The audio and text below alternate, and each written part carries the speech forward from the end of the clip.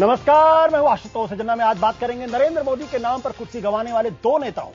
Delhi BJP के उपाध्यक्ष आमिर रजा हुसैन को यह कहने के बाद इस्तीफा देना पड़ा कि मोदी मेरे नेता नहीं है, तो दूसरी ओर बीएसपी के नेता विजय बहादुर सिंह को पार्टी ने इसलिए निकाल बाहर किया क्योंकि उन्होंने मोदी की तारीफ कर दी थी।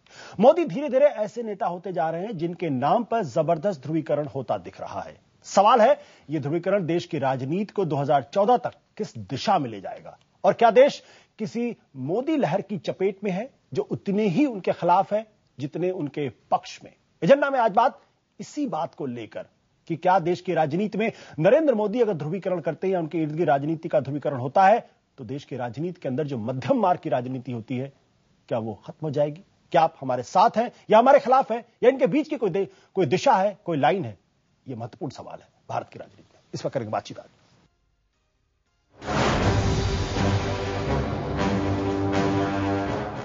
नरेंद्र मोदी के पिल्ला वाले बयान ने दो नेताओं को अपना शिकार बनाया। दिल्ली बीजेपी के नेता और प्रसिद्ध रंगकर्मी आमिर रजा हुसैन और बीएसपी सांसद विजय बहादुर सिंह। हुसैन ने मोदी के बयान से आहत होकर उपाध्यक्ष पद से खुद इस्तीफा दे दिया, तो बयान का समर्थन करने के एवज में विजय बहादुर को मायावती ने बीएसपी से बाहर कर दिया। लेकिन दोनों ही अपने बयान पर कायम हैं। जिस चीज के लिए दोष देना था मोदी को लिए मैंने दे दिया।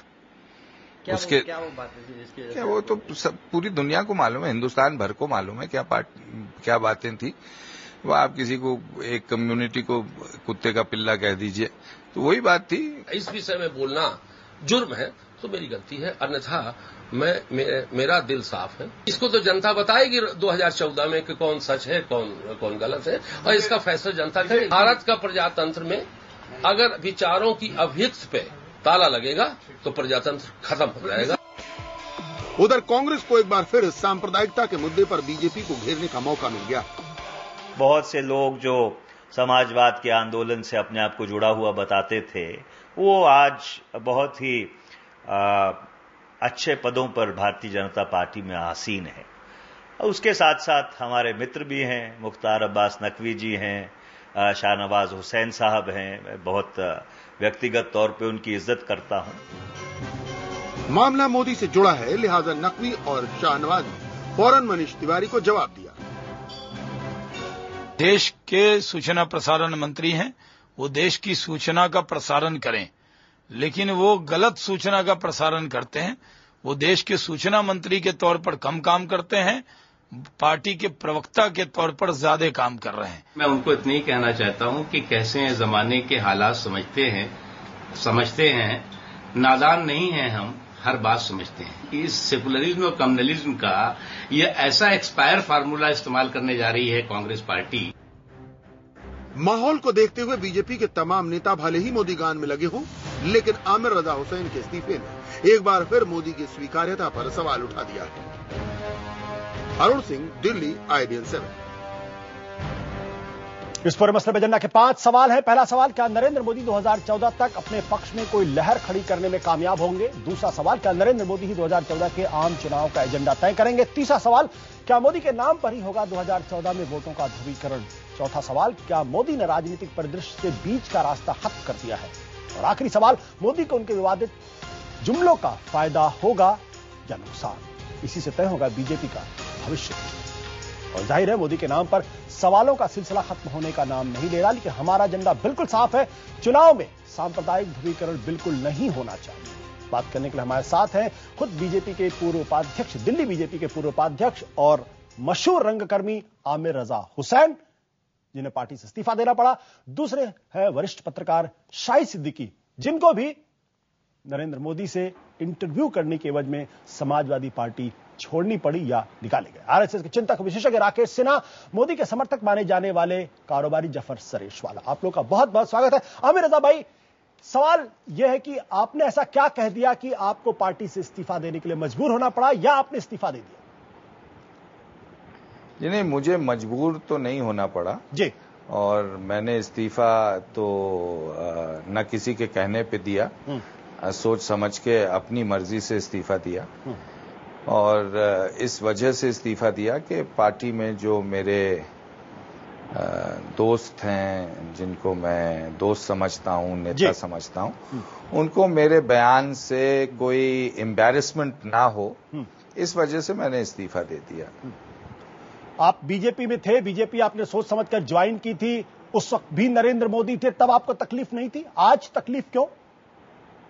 नहीं, मुझे देखिए, मैंने बीजेपी ज्वाइन की थी किस हालात में? मैंने बेसिकली मैं जो सियासत करता हूं, जो पॉलिटिक्स करता हूं, वो दोस्तों के साथ करता हूं जी। मेरा कोई I am not a politician by profession, I am a politician by instinct. तो it is politics for me is a hobby जी। तो दोस्तों के साथ पॉलिटिक्स करने में मजा आता है, दोस्तों की वजह से पॉलिटिक्स करता हूं। I thought it was, I still think it is a interesting thing to see a change of guard in Delhi. इस वजह से मैंने दिल्ली की बीजेपी में हिस्सा लेने की सोची। और मैंने कोई नरेंद्र मोदी क्या कर रहे थे, क्या नहीं कर रहे थे, मुझे कोई मतलब नहीं था। मुझे तो एक न्यूज चैनल पे, आप ही के अंग्रेजी चैनल पे बुलाया गया था जी। आप भी बुलाते हैं और चैनल्स भी बुलाते हैं। अक्सर और बेशतर मैं न्यूज चैनल्स पे जाता हूं, कमेंट करता हूं आमिर भाई, कल्चर पे। आमिर भाई, आपने आपकी नरेंद्र मोदी के बारे में जो राय है, मैं जरा पढ़ के सुना देता हूं। आपने कहा कि मैं एक लिबरल व्यक्ति हूं, जिसको जो कांग्रेस विरोधी ऑप्शन है उसकी मुझे तलाश थी, और वो रास्ता, वो विकल्प लाल कृष्ण आडवाणी और अटल बिहारी वाजपेयी ने संभव किया था, लेकिन नरेंद्र मोदी के आने से बीजेपी ने वो रास्ता बंद कर दिया। क्या आप अभी भी इस विचार पर कायम हैं? नहीं, इसमें क्या शक है जी। आप नरेंद्र मोदी को क्या मानते हैं? मैं नरेंद्र मोदी को कुछ नहीं मानता हूं, भारतीय जनता पार्टी का एक नेता मानता हूं। नेता हैं वो, गुजरात के चीफ मिनिस्टर हैं जी। उनकी जो पॉलिटिकल लीनिंग्स है, उनकी जो पॉलिटिकल स्टाइल है, उस पर आपने तगड़े प्रहार किया। आपने कहा कि BJP will be further ridiculed and will become a laughing stock in the eyes of public. यानी नरेंद्र मोदी अगर बीजेपी को आगे बढ़ाती है तो नहीं, ये मैंने नहीं कहा था जी। I always stand by my statements, लेकिन मैंने ये नहीं कहा था कि BJP will become a laughing stock and will be ridiculed. ये मिसकोट है जी। I have said other things which perhaps may sound even worse. What is that? मैंने नहीं कहा। क्या कहा था आपने? नहीं, I said that his policies are divisive and बड़े इंटेलिजेंट नेता हैं जी। और ऐसा तो है नहीं कि भूल से कुछ कह दें जी। तो जो कहते हैं सोच समझ के कहते हैं, उसका कोई हिडन मीनिंग तो है नहीं, बड़ा ऑब्वियस मीनिंग है, बड़ा लोएस्ट कॉमन डिनोमिनेटर को हिट करता है वो मीनिंग। कुत्ते का बच्चा है तो कुत्ते का बच्चा है। हर जबान में कुत्ते का बच्चा, कुत्ते का पिल्ला गाली है। अंग्रेजी में you translate it translates into son of a bitch. तो you know things like this are a little unseating and disconcerting for liberals of any religion, any hue, anywhere. But लेकिन आमिर रजा साहब, जब जो सवाल मैंने आपसे किया था कि मोदी उस पार्टी के नेता थे, मोदी को उस पार्टी ने आगे बढ़ाया है, आप पार्टी की विचारधारा से आप सहमत होकर गए थे, तो उस पार्टी की विचारधारा के बारे में कहा जाता है कि वो डिवाइसिव है, वो विभाजनकारी है। उसके बारे में कहा जाता है, आरोप लगता है कि वो मुसलमान विरोध पर आधारित है। तो आज आप उस पार्टी की विचारधारा के साथ थे, मोदी के साथ नहीं है, ये बात थोड़ी अटपटी लगती है। नहीं, देखिए, मैं आपको एक बात बताऊं, मैं नहीं सोचता कि भारतीय जनता पार्टी जो है मुसलमानों के खिलाफ है। मैं नहीं सोचता हूं कि भारतीय जनता पार्टी की जो पॉलिटिक्स हैं वो डिवाइसिव हैं जी। मैंने जब ज्वाइन की तब नरेंद्र मोदी भारतीय जनता पार्टी के एक लीडर थे। 2002 का गुजरात का रायट हो चुका था, लेकिन he had come forward on a plank of good governance, on a positive plank. पिछले हफ्ते में वो प्लैंक उन्होंने ओवरटर्न कर दिया। ही showed to us that he is back to his old tricks of division and using colloquialisms which are pointed and barbs which hurt one section of the community. तो उसपे फिर भी मैंने कोई अपना बयान नहीं दिया, कोई बयानबाजी नहीं थी, ना कोई इस्तीफा दिया। मुझे एक न्यूज चैनल ने बुलाया, आपके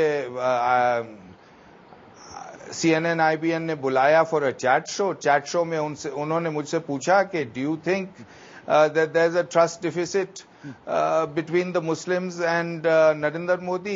If I ask you today, Ashutosh, do you think there's a trust deficit between Muslims and Narendra Modi? What will your answer be? I gave the same answer. Okay. तो यानी आपके कह रहे हैं मतलब आपको बीजेपी की नीतियों से, उनकी विचारधारा से दिक्कत नहीं है। आपने जो मोदी के बारे में आपके राय थी उसको कहा, इसकी वजह से आपको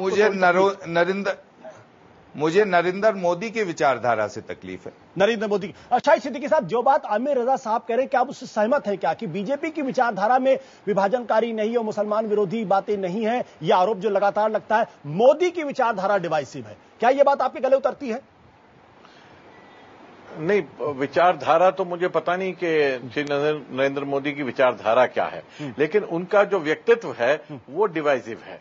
वो एक नेता हैं, लेकिन उनके चाहने वाले उन्हें एक भगवान के रूप में देख रहे हैं और उनके विरोधी उन्हें एक शैतान के रूप में देख रहे हैं। मैं उन्हें ना भगवान मानता हूं ना शैतान मानता हूं। मैं मानता हूं कि उनमें वो तमाम खराबियां हैं जो किसी भी नेता में होती है, और नेता सत्ता में आने के लिए तरह तरह के अल्फाज का, बयानात का और जज्बात से खेलने का इस्तेमाल करता है। तो नरेंद्र मोदी भी वो खेल कर रहे हैं, लेकिन नरेंद्र मोदी गलत खेल कर रहे हैं। वो खुद अपने पैर पे कुल्हाड़ा मार रहे हैं जिस तरह से वो जा रहे हैं, क्योंकि हिंदुस्तान में सवाल मुसलमान का नहीं है। उनकी बातों से अगर किसी को कुत्ते का पिल्ला कहें या ये जो बुरखे का इस्तेमाल करें, इससे मुसलमान को तकलीफ नहीं होती, इससे हिंदुस्तान को तकलीफ होती है। हमारी जो परंपरा है, हमारी जो सभ्यता है, हमारा जो इतिहास है, हमारी जो सोच है, ये उसके विरुद्ध है। और हिंदुस्तान बहुत बड़ा है। हिंदुस्तान तमिलनाडु और केरला से लेकर कश्मीर और आसाम तक, ये हिंदुस्तान जो है इस अंदाज से अपने बड़े नेता को नहीं देख सकता। खुद चाहे आम भाषा में हम कितनी गाली इस्तेमाल करें, लेकिन हम नेता से ये नहीं मानते कि नेता किसी विरोधी के खिलाफ भी इस तरह की भाषा का इस्तेमाल करे। तो उससे खुद मोदी साहब को नुकसान हो रहा है। मोदी अपने पैर पर कुल्हाड़ी मार रहे हैं और भाजपा को नुकसान पहुंचा रहे हैं। शाहिद भाई, आप नरेंद्र मोदी को केंद्र में रखकर चले। मैं बुनियादी सवाल उठा रहा हूं। बुनियादी सवाल इस बात को लेकर यह है कि भाई अटल बिहारी वाजपेयी, लाल कृष्ण आडवाणी को आप डिवाइसिव नहीं मानते, बीजेपी की विचारधारा को डिवाइसिव नहीं मानते, आरएसएस की विचारधारा को डिवाइसिव नहीं मानते, आप मोदी की विचारधारा को डिवाइसिव मानते हैं। क्या ये अंतर विरोध नहीं है? क्या ये कंट्राडिक्शन नहीं है? क्या जो आमिर रजा साहब, मेरे गले उनकी बात नहीं उतरती।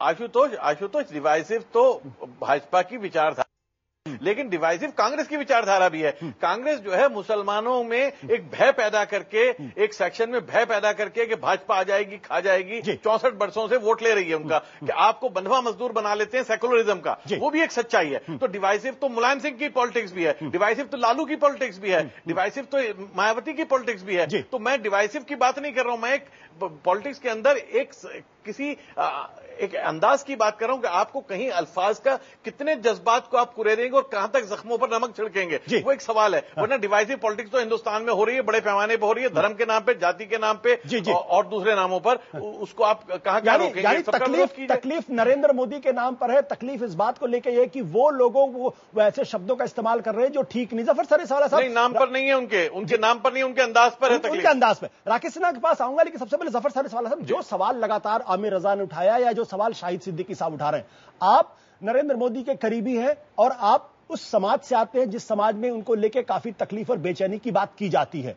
क्या जो आरोप आमिर रजा लगा रहे हैं, जो बात शाहिद सिद्दीकी कह रहे हैं, उससे आप इत्तेफाक रखते हैं? देखिए, मेरा जो रास्ता है और राह अमल है जो मैंने शुरू किया, आपको पता है कि मैंने नरेंद्र मोदी से जो लड़ाई लड़ी है वो शायद ही किसी ने लड़ी होगी। मैंने उनको इंटरनेशनल कोर्ट ऑफ जस्टिस तक ले जाने का और पूरा मैंने डेमोन्स्ट्रेशन इंग्लैंड में यहां पर जो मैंने किया है, लेकिन उसके बाद मुझे ये पता चला, ये सब करने के बाद कि ये सब एग्रेशन या एजिटेशन या कॉन्फ्रंटेशन से मसला हल नहीं होगा। और हमने सोचा कि इनसे बातचीत की जाए और उसी बुनियाद पर 2003 में हम सबसे पहले मिले इनसे और हमने ये सोचा कि आप टेलीविजन नेटवर्क से या अखबारों के जरिए चाहे कोई भी मैसेज देना चाहे नहीं जा सकता। अगर आपको कोई मैसेज पहुंचाना है या आपको कोई तकलीफ है या आपके कोई प्रॉब्लम है तो जिससे वो मसला है मुंसलिक उसी से बैठकर आपको बात करनी पड़ेगी। ये हमारी प्रेमाइस थी और इसी प्रेमाइस पर हम आगे बढ़े और हमारा सबसे पहला जो मुलाकात हुई नरेंद्र मोदी साहब से 2003 में इंग्लैंड में, तो वहां से रिस्पांस बहुत अच्छा मिला उनका। अगर उनका रिस्पांस बुरा मिलता, बट साहब आपने अच्छी और इंटरेस्टिंग बात राकेश जी, जो बात जफर सरेसवाला करें, लगभग वही बात पिछले दिनों लाल कृष्ण आडवाणी ने कही। उन्होंने कहा कि बीजेपी और मुसलमानों के बीच में खाई है, बीजेपी को अपना तरीका बदलना पड़ेगा, बीजेपी को मुसलमानों के पास जाके उनसे रीच आउट करके उनसे संबंध बनाने की कोशिश करनी पड़ेगी। लेकिन जब नरेंद्र मोदी का जिक्र आता है तो वो रास्ता बंद हो जाता है और शायद इसी बात को लेकर लाल कृष्ण आडवाणी नाराज है। नहीं, उससे पहले मैं एक प्रतिक्रिया दूंगा कि बीजेपी के जो उपाध्यक्ष ने अमीर राजा साहब ने जो इस्तीफा दिया पार्टी से, दो बातें उसमें उन्होंने कहा कि पॉलिटिक्स एक हॉबी है और एक इंस्टिंक्ट के तहत पॉलिटिक्स करते हैं। देखिए, राजनीति में विचारधारा के आधार पर राजनीति होती है, कार्यक्रमों के आधार पर राजनीति होती है। मुझे लगा कि कहीं न कहीं जिन बातों को आधार बनाया जाता है वे बातें ग्राउंड पे टिकती नहीं है। सेकुलरिज्म एक बुरका है या कुत्ते का पिल्ला अगर मर जाता है, ये देखिए भाषाई चीजों को लेंगे और उसको आप नरेंद्र मोदी को एक काल्पनिक शत्रु मान लिया गया है। और जब किसी को आप काल्पनिक शत्रु मानेंगे तो उसकी हर बात में आपको छाया नजर आएगी। जैसे किसी बच्चे को कुछ कारण होगा ना काल्पनिक शत्रु मानने का, कुछ तो कारण होगा। तो देखिए, जब वोट बैंक की राजनीति को मजबूत करना है, आज मजबूत करने के पुराने मापदंड समाप्त हो रहे हैं, जब भारतीय जनता पार्टी कह रही है कि हम मुसलमानों को एड्रेस करने जा रहे हैं, जब नरेंद्र मोदी सद्भावना यात्रा निकाल रहे हैं, जब गुजरात के मुसलमान के जब अभी आपने सुना 175 डेलीगेशन मिल चुके हैं, कई बार मिल चुके हैं, उनके मसले सुलझ रहे हैं, तब लगा कि अब नए मुद्दों को निकालो। तो नरेंद्र मोदी के, मैं तो कहा तब 70 चूहे खाकर बिल्ली हज करने गई, मुझे तो इस मुहावरा का प्रयोग करने में डर लगेगा। मैं करूंगा तो कोई आपत्ति नहीं, नरेंद्र मोदी करेंगे तो कहेगा देखो हज करने के लिए बिल्ली को। राजनीति की एक भाषा होती है ना, राजनीति की एक भाषा होती है। अब तो और लोगों के सेंसिबिलिटीज को ध्यान में रखकर भाषा का इस्तेमाल, क्योंकि राजनीति प्रतीकों के आधार पर होती है और परसेप्शन के आधार पर। लेकिन इसी भाषा का प्रयोग अरुण जेटली करते तो संभव तो यह नहीं होता, चूंकि अरुण जेटली प्रधानमंत्री के उम्मीदवार भी नहीं बन रहे हैं, नरेंद्र मोदी कर रहे हैं। नरेंद्र मोदी को चूंकि टारगेट किया जा रहा है, तभी भारतीय जनता पार्टी से कुछ लोगों का आना और कुछ लोगों का जाना जारी रहेगा। अब मैं आता हूं मूल बिंदु पर, जो आपने सवाल खड़ा किया। देखिए, भारतीय जनता पार्टी कोई एक डेमोक्रेटिक पार्टी है, ओपन पार्टी है। इसके सारे सिद्धांत, इसके सारे नेताओं खुले किताब की तरह हैं। इसलिए मुसलमानों को नहीं मालूम है, इलेक्ट्रॉनिक मीडिया और प्रिंट मीडिया के द्वारा नहीं मालूम है भारतीय जनता पार्टी, मैं नहीं मानता हूं। लेकिन आम मुसलमानों के मस्तिष्क में जो विष बोया गया है, उस विष के कारण एक खाई है। मैं मानता हूं कि गांवों में, कस्बों में जाइए तो लगता है हिंदू मुस्लिम यूनिटी ऐसी है जिसको दुनिया कोई ताकत नहीं तोड़ सकती है। विश्वविद्यालय परिसर में पहुंच जाइए, जवाहरलाल नेहरू यूनिवर्सिटी और दिल्ली विश्वविद्यालय में, लगता है कि कल ही भारत का विभाजन हो जाएगा। यह जो परिस्थिति है, इसमें बुद्धिजीवियों का बहुत बड़ा योगदान मानता हूं, जिन बुद्धिजीवियों ने ये हिंदू मुस्लिम खाई को बनाने का काम किया है।